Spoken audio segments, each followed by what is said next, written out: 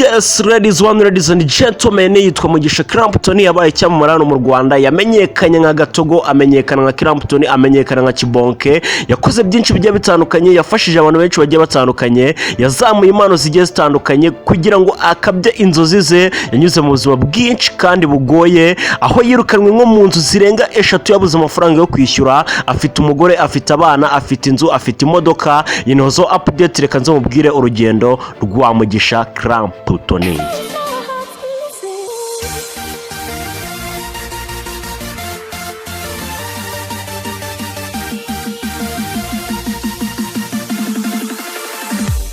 Yes, ladies and gentlemen, yitwa Mugisha CLAPTON, inozo update episode ya 17.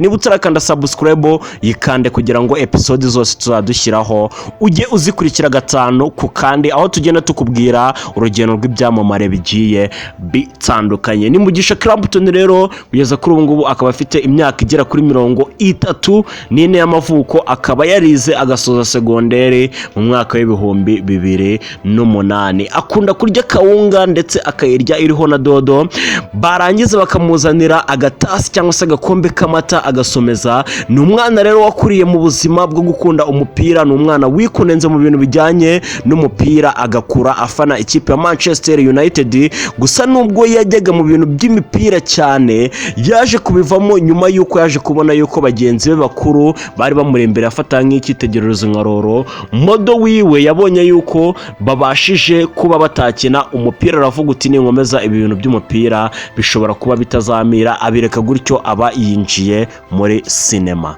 Mugisha CLAPTON rero yaje gukomeza yinjira mu bintu bijyanye na comedy hafi aho ngaho muri sinema. Gusa nubwo yabyinjiragamo, ise wiwe yaramubwira guti ibi bintu uri kwinjiramo nago mbishaka, kuko ushobora kuzaba icyamamare bikagushyira mu ngeso mbi. Gusa CLAPTON ntabwo yacitse intege, yakomeje kubikora gake gake, ari nako abyumvisa papa wiwe. Ise aza kumwemerera rero Mugisha akomeza gukora ibintu bijyanye na comedy. Nubwo rero yaje kwinjira muri comedy, gusa yaciye mu buzima butari bworoshye, butari bugoye, aho yaje kuva iwabo akajya kwibana. Amaze kuba mukuru aragenda akodesha inzu ahantu hagiye atandukanye, nkaho yabaye ahantu hitwa Gatoto, aba ahantu hitwa ku Gisozi, abiremera, aba mu Giporoso, aba Nyakabanda. Aho hose rero ni ahantu yagiye yimukira mu mageto agiye atandukanye. Ubuzima bwe rero bwo muri geto bwabaga bukomeye, bwari bugoye bwo kwibana kabisa, aho yaje no kugenda bamwirukana mu nzu zigiye zitandukanye kubera kubura amafaranga yo kwishyura, kubera kubura ubwishyu bwa landlord. N'ubuzima rero butari bumworoheye, n'ubuzima bwari bumugoye. Muri ubwo buzima rero bwo kuba muri geto, yaje kugira gutya ubwo yabaga i Gatoto, aza guhura n'umugore we size ngizi bari kumwe, ariko icyo gihe ari umunyeshuri akiri umukobwa. Aza kugira gutya barakundana, bamaze gukundana aza no kumutera inda.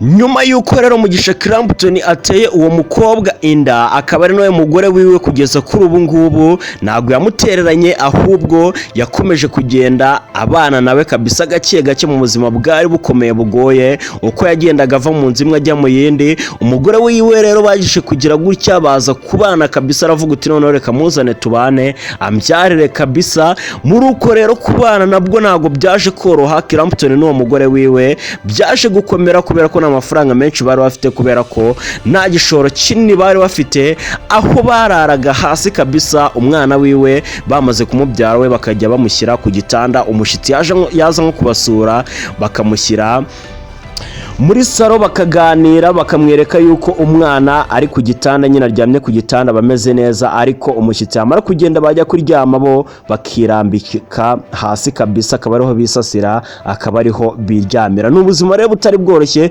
n'ubuzima bwari bugoye kabisa. Finally rero yaje kujyana yitwa ku Gisozi. Aho ku Gisozi rero yaje kwagirira ibihe byiza kabisa, aho yaje no guhita atangira gukora muri filimi zigiye zitandukanye rero, aho yaje kumenyekana muri Day Makers, aza aza kujya muri Seburikoko, aza kwinjira muri filime Umuturanyi amaje kuyishingira kabisa, ikaba yaranamuteje imbere, ikaba yaranatumye azamura impano zigiye zitandukanye muri sinema hano nyarwanda. N'ubuzima rero butari bworoshye, nyuma yaho rero yaje kugira gutya agura imodoka kabisa, aza no kugira gutya agura inzu, yabyaye umwana w'umukobwa abyara n'umwana w'umuhungu. Ubu ni umuryango w'abantu bagera kuri 4. N'urugendo rero rwa CLAPTON tukiri kuvugaho. Niba utarakanda subscribe, kanda subscribe kugira ngo ibintu byose tujye tugendana byamaze kurangira. Yazamuye impano nyinshi rero zirimo nk'umusore Rusine bakunda kwita Rutemesi, afata uwitwa Brenda aramuzana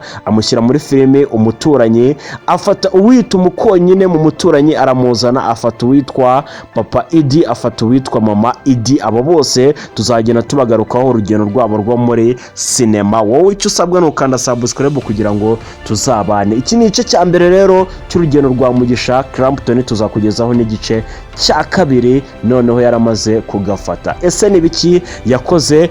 Nkubwira yuko rero yatwaye ibihembo bigiye bitandukanye. Yatwaye 2021 The Choice Live Award, atwara The Best Rwanda Influencer Best Comedian ari nka CLAPTON Kiboke. Nuzacikwe n'ubutaha.